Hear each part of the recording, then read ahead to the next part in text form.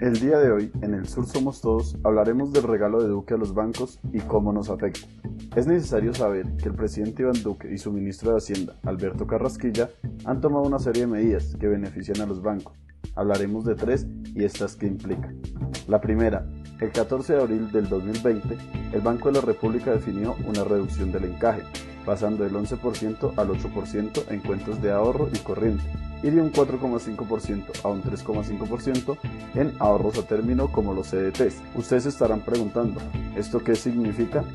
El encaje es un porcentaje que deben dejar los bancos en sus reservas de cada ahorro que se hace. Ejemplo, con un encaje del 10%, si tú decides ahorrar 100,000 pesos en un banco, el banco debe guardar en efectivo 10,000 pesos y puede hacer préstamos con los 90,000 pesos restantes.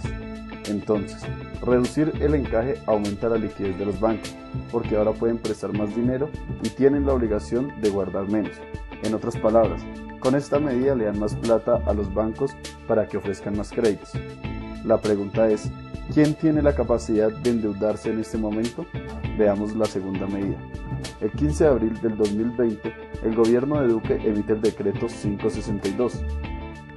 Este decreto define la compra de inversión obligatoria por parte de los bancos privados y especifica que se debe comprar con la plata del 3% del encaje de cuentas de ahorro y corrientes y con el 1% de los ahorros a término, como los CDTs. Traduciendo esto, ¿qué jugadita nos hicieron?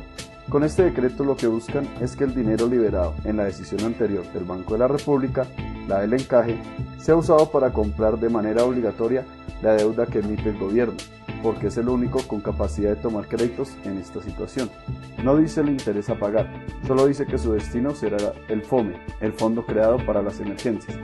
Los bancos se benefician porque el gobierno, a través de sus títulos de solidaridad, que son títulos de deuda interna, le pidió prestado la plata liberada a los bancos privados y les va a garantizar pagarles esa plata con intereses, que no sabemos su porcentaje. La pregunta es, ¿por qué el gobierno no se endeudó directamente con el Banco de la República? Fácil, necesitaba garantizarle las ganancias a los bancos. Y para eso veamos la tercera medida. El mismo 15 de abril del 2020, el gobierno de Duque emite el decreto 572. Se autoriza usar la deuda de inversión obligatoria por un monto de 9,8 billones de pesos y son adicionados al presupuesto general de la Nación 2020. Finalmente, ¿cuál es el resultado de este decreto?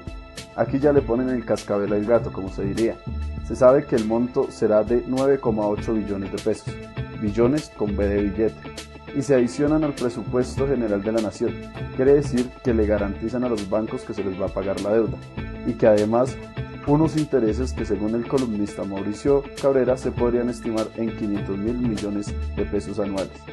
Todo esto se podría haber evitado si el Banco de la República hubiera comprado los bonos, porque aunque el gobierno le tendría que pagar la deuda al Banco de la República, a su vez las ganancias generadas por este, o sea los intereses, entrarían como dividendos a la nación, con un costo fiscal de cero.